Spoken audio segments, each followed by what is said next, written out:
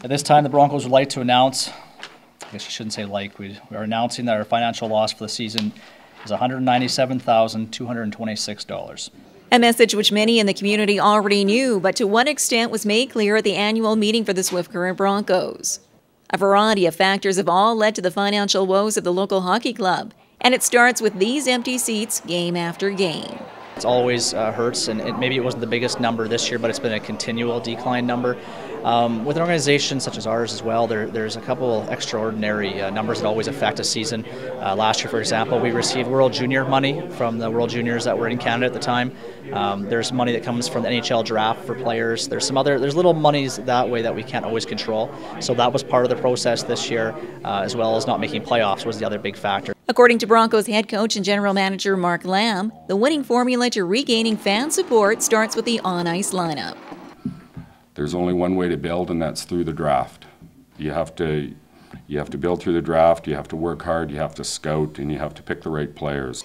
Lamb further adds that the Broncos intend to reach out more to the surrounding communities to gain interest in the club, as was initiated through a recent Broncos-Raiders matchup in Shaunavon.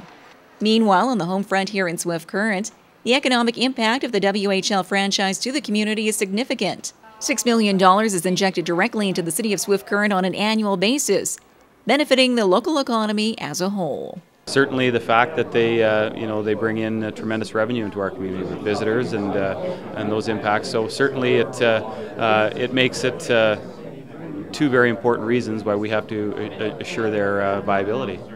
And as the Swift Current Broncos embark on rebuilding their success on the ice, the franchise hopes to increase its sales of season tickets to the 2,000 mark, as opposed to 1,500 now sold for this season. In the meantime, Broncos President Al Stewart indicates ticket prices will remain steady. The cost of our ticket, it would be considered to be average in the Western Hockey League, so it's neither high nor is it low.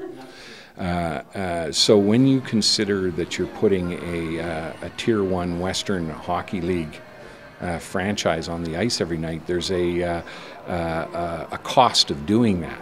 And particularly when we have a smaller building than, say, Calgary, for example, who on a good night can put 10 or 12,000 people in the stands. And with another big financial loss on the books for the Broncos, the obvious question is, how long can the franchise survive as the rebuilding continues? With us, it becomes a huge eye-opener.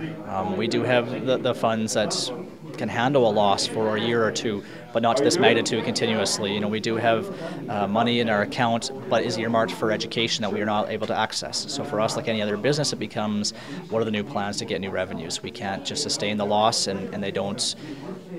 The seasons don't get put together and last if the losses keep going up. Fans are encouraged to come out and show their support for the Swift Current Broncos in the coming weeks. Even by increasing your personal home game attendance by 2 or 3 games will make a huge difference for the team's finances and assist future NHL greats to get their start right here in Swift Current.